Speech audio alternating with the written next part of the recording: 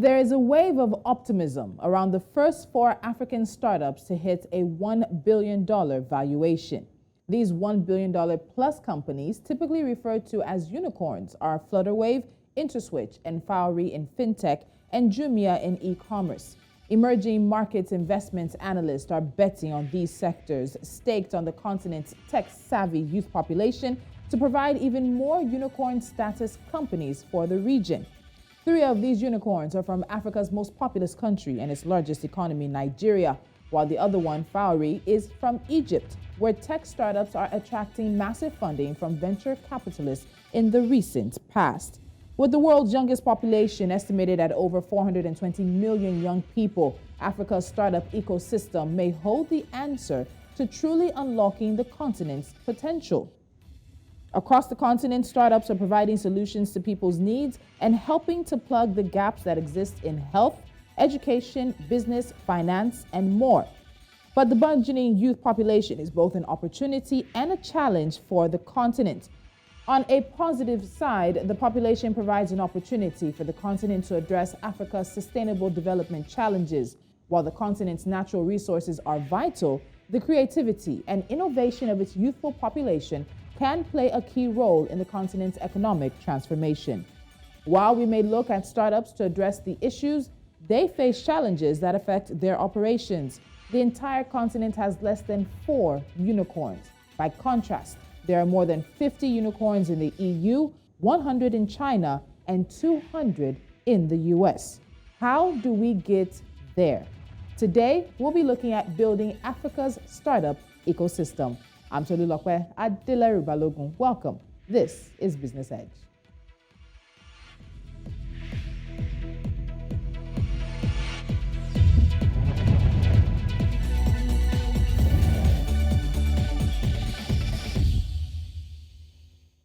Joining me today on Business Edge is Akinbo Akin-Olugbade. He's the founder and CEO of Kawai Technologies Limited. He's also an active member of the Lagos Chamber of Commerce and Industry, as well as the Institute of Directors. He also serves as a business mentor and is a serial entrepreneur. Akinbo, welcome to Business Edge. Thank you so much for joining me. Thank you, Tolu. Good morning. Good morning. So we've seen an increase in the number of African startups, particularly those included in the global top 100 startup ecosystems. And the rise of the tech startup in particular was highlighted in the Global Startup Ecosystem Index 2020 report that was released in June. Now, this report had 14 African countries in the global top 100 startup ecosystems, including South Africa, Kenya, Nigeria, Rwanda, Egypt, Mauritius, Ghana, and others. Why do you think startups are on the rise? Why do you think we're hearing so much about the startup, let's call it that, even though for the basis of this conversation, it's more than just a newly established business. It has something to do with how the business is established and how the entrepreneur is funding the business. Well, why do you think startups are on the rise across the continent? Well, I think the first reason why we're seeing an increase in the number of startups is we're seeing our demographics, first of all. Africa has a fairly young population overall, and the level of education of this population, this young population, is on the rise. It's not where we'd like it, but it's definitely on the rise. So you're seeing an increasing number of young people straight from university starting, up companies and businesses.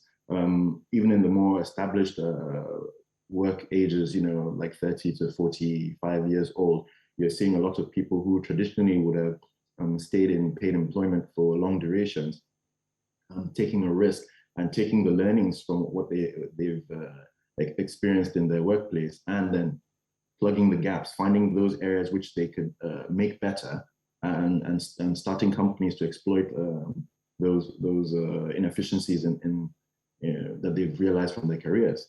So when you then look across, all of Africa, you're seeing the same thing play out, country after country, especially with the leading countries, Nigeria, Kenya, Ghana, Egypt, South Africa.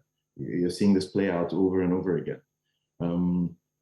Also, we're seeing infrastructure changes across the continent, mainly in the areas of, fiber optic cabling.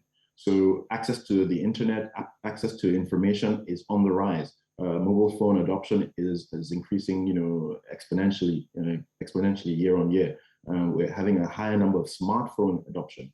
That is allowing more customers to be reached, and it's allowing more entrepreneurs to create solutions to reach those customers. And it's happening everywhere.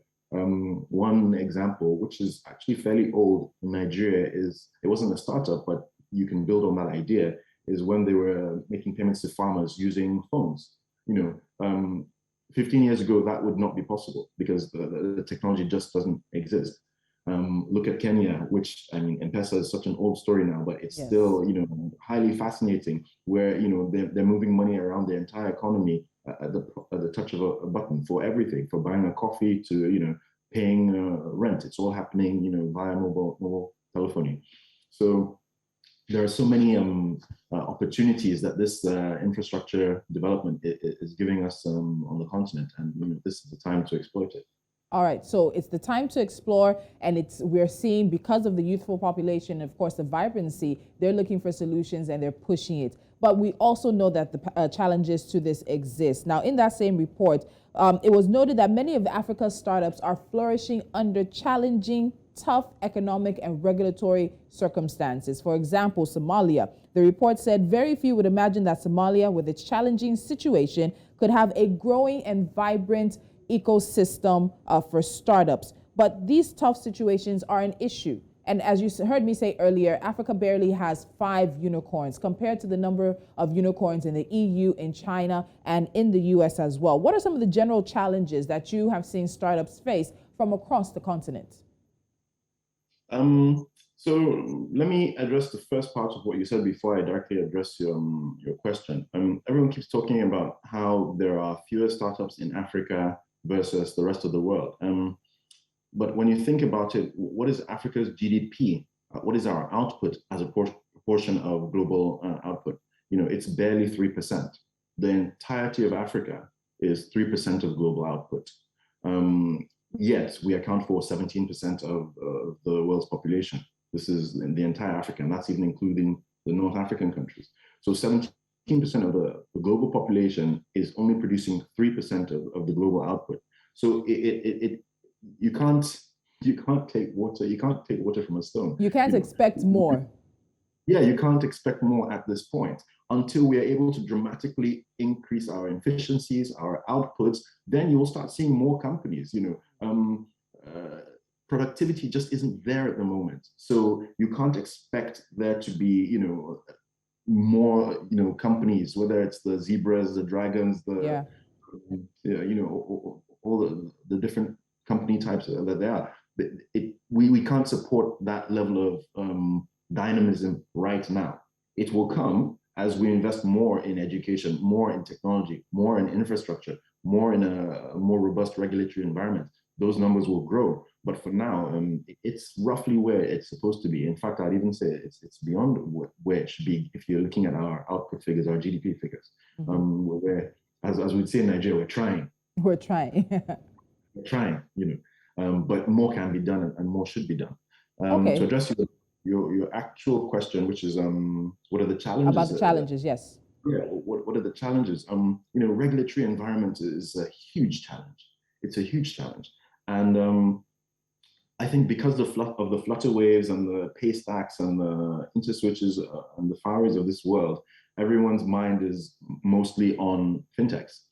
And one challenge you will find for these sorts of companies is that, yes, you want to expand massively, and which means you want to do it, across borders, but it's very challenging because the regulatory environment in Nigeria is hugely different from the regulatory environment in a Kenya, say, or in a Ghana, say. So the non-harmonization of regulatory environments is a very difficult thing to be able to deal with by startups, especially. Those companies we've mentioned, it's even easier for them because they're massive now. So it's challenging still, but they can at least address it. Okay. For startups, though, that are just starting out, it's a massive problem, and you don't have necessarily the finances, the manpower, or the experience to deal with those issues, cross-border environment issues right out of the gate. Another challenge, I would say, is having experienced persons that can do the work. Angela showed us that, look, Nigeria has got a great base of talented software engineers and coders and developers, and that put us on the map. And there have been so many companies that have started similar things, similar types of endeavors, putting coders and developers in, with embedding them with other companies as a business model. But what we're seeing is the numbers are not matching the demand. Yeah. So yes, so let's say we need, I don't know, 100,000, I'm just picking a number here, but let's say we need 100,000 developers, but we're seeing we only have 20,000 available. So we need to invest more money in our universities, in our education sectors, to produce, these assets that will eventually go into these startups, and a lot of the times will also create new startups themselves. So we need to see more investment in education. I mean, for me, the answer to almost any question is education.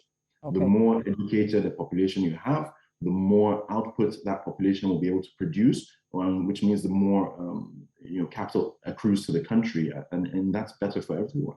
Okay, Akinbo, let's move on to sustaining the startup when it moves past the Series B. But we'll get into that when we come back, because according to venture capital firm Partech Partners, from 2015 to 2020, the number of African tech startups receiving financial backing grew by 46% annually, 6 times faster than the global average. But sustaining themselves from Series A to Series B has been a problem. We'll get into sustainability of the startups when we come back. This is Business Edge. Please stay with us.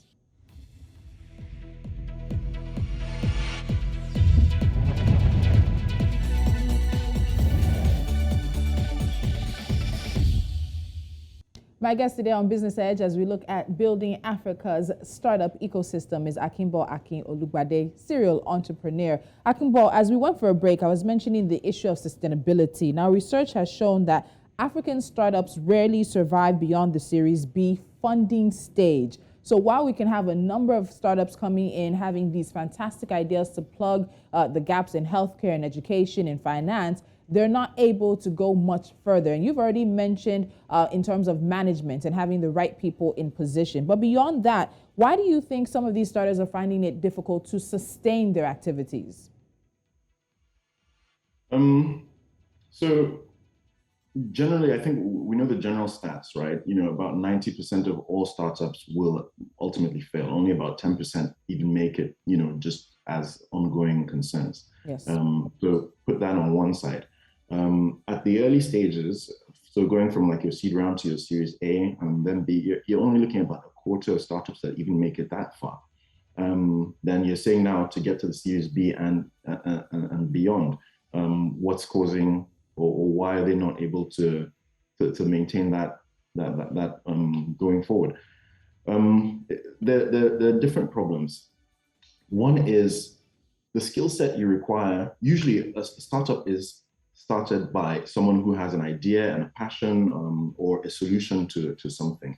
And that is a certain skill set. Usually it's a technical skill set, not necessarily coding, whatever the area it is. It could be manufacturing, it could be engineering, it could be whatever. But it's usually a technical skill set the person has and some technical knowledge about the problem. And they start a business around that, right?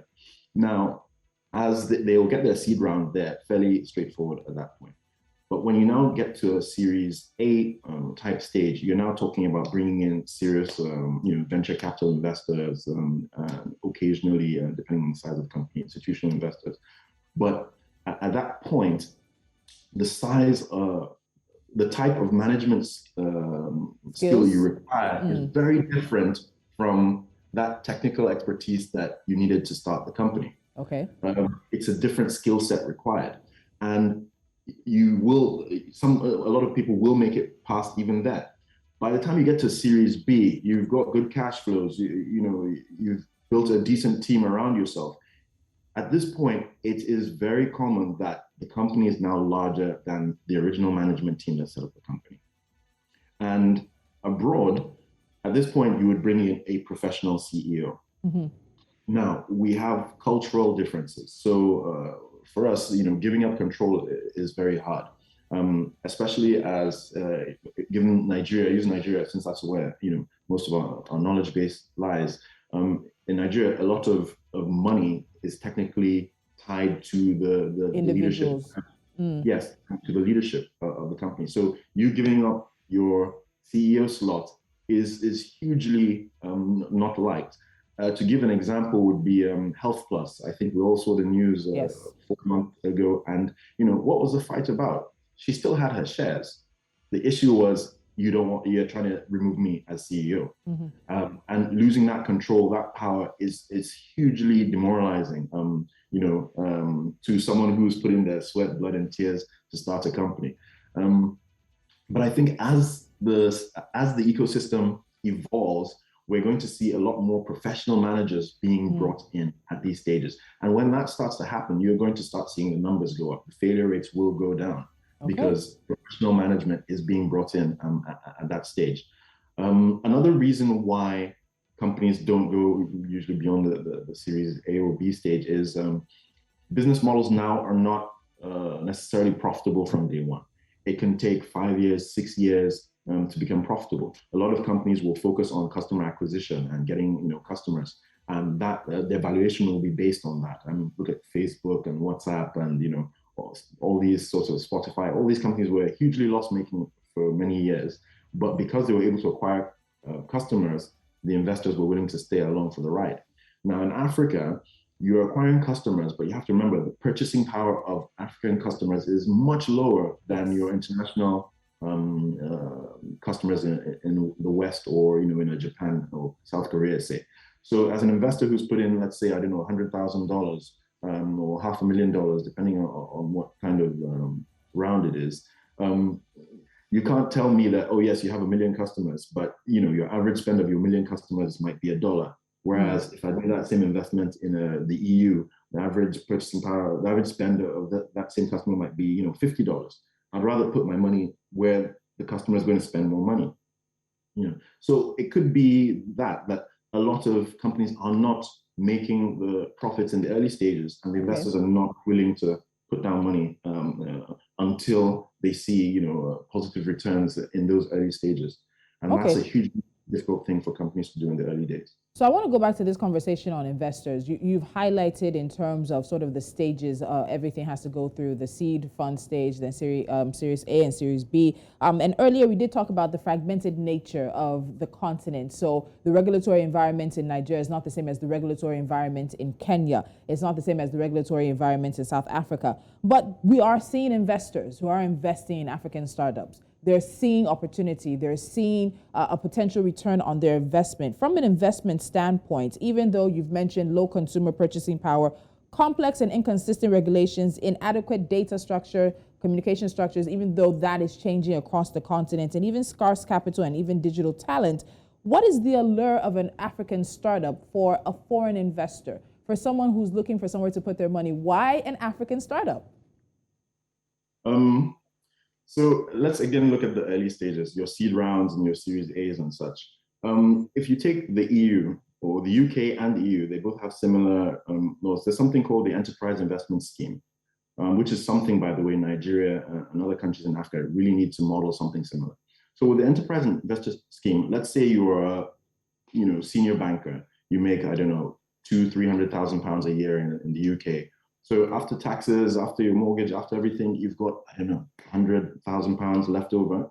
That's money that you want to invest to grow for the future. Now, what the UK government will do is you put it into an investment, and we will credit that against your tax payment, which effectively means you get even more money back. And what a lot of them are doing now is they are wrapping up, so they're creating entities abroad in the EU and the UK, putting that money in there, and then that entity is investing in Africa. Because there's zero risk.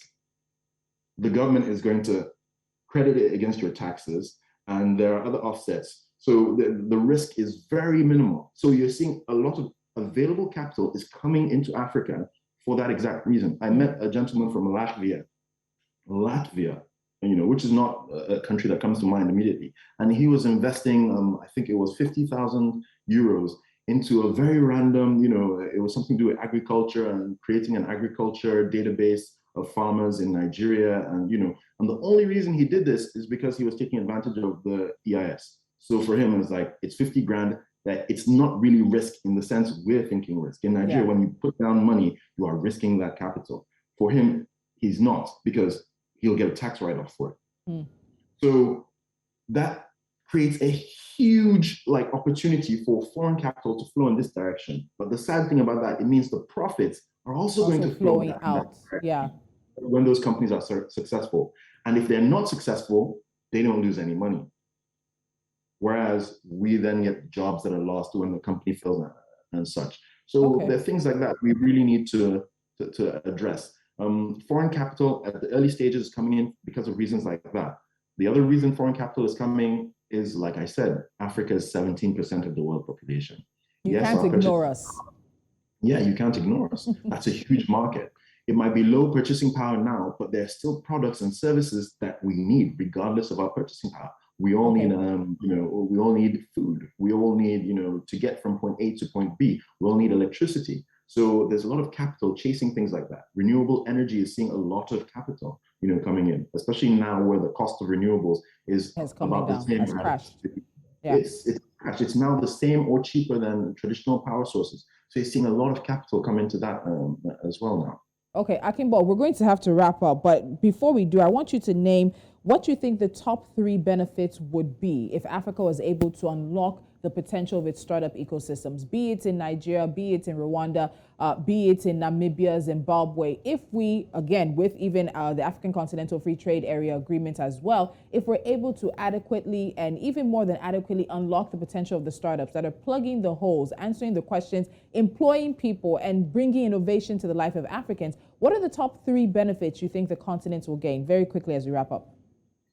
I think one is standards of living.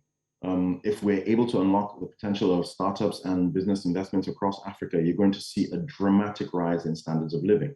Now, if you see rises in standards of living, you're going to see more people put more money into education, which means more kids will grow up, and those boys and girls are going to start more companies. It's a perpetual cycle. Everyone gets wealthier, everyone has more disposable income, and then we're going to see infrastructure develop at a much more rapid pace. It's going to look at Kigali in Rwanda, that's a great example, and that's a government that is looking and creating an enabling environment. And you are seeing the dividends of that from the population. Kigali is amazing. All right, so we'll have to leave it there for now. Time is never on our side, but it's a continued conversation. It's good to see African startups breaking into the global scene, being recognized for that. We want more unicorns, even though we have to be cognizant of our purchasing power, plus our contribution to the world's GDP, as you pointed out. But a fascinating conversation that I believe we will continue to have. Akin Olugbade, thank you so much for joining me on Business Edge. Thank you. All right. And we'll continue to watch all of this. While Africa may have just 3 or 4 unicorns, many are looking for a future where there are more Jumias, more Flutterwaves, more Paystacks, more Fowries as well, and how they can unlock the potential of some 420 million young people who can take Africa much further. We're going to take Business Edge much further and have a few stories we're keeping our eyes on. Business news, of course, with NC4 to Watch is coming up right now.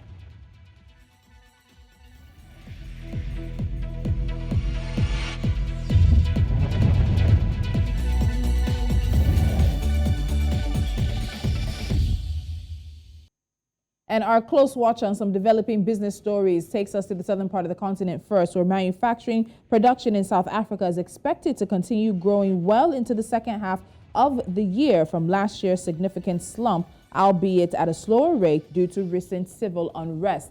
Data from Statistics South Africa shows manufacturing production increased by 12.5% year on year in June from a year ago, lower than the 15% consensus. This followed an upwardly revised 36.3% jump in May. Now, in the West, Nigeria has said it will lift its ban on Twitter soon after negotiations for an agreement to end its differences with the social media giant. And this is coming from Information Minister Lai Mohammed. The June ban came days after Twitter deleted a remark from President Muhammadu Buhari, and it provoked international outcry over freedom of expression. Still in Nigeria, the Nigerian National Petroleum Corporation has incurred a loss of 473.6 0.3 billion naira in operating moribund refineries between June 2015 and February 2021, according to a new report by SPM Intelligence, a geopolitical and socio-economic research firm. It further stated that the refineries had not been fully utilized over the years, adding that they had been unproductive since July 2019, despite the huge cost of maintaining them. And we wrap things up in the East, where Kenya's Cabinet Secretary for Industrialization, Trade, and Enterprise Development, Betty Maina, has appointed new members to the Consumer Protection Advisory Committee. The committee was created under the Consumer Protection Act 2012, and its main duties are to educate consumers on their rights and responsibilities. And we'll wrap things up on the show here. Head to YouTube and subscribe. Make sure you don't miss any of our conversations on the business, financial, and economic stories making it big on the continent. Follow us on our social media platforms, and of course, download our mobile app on the Play Store and App Store to take us with you wherever you go. I'm Tolu. I'll see you again soon.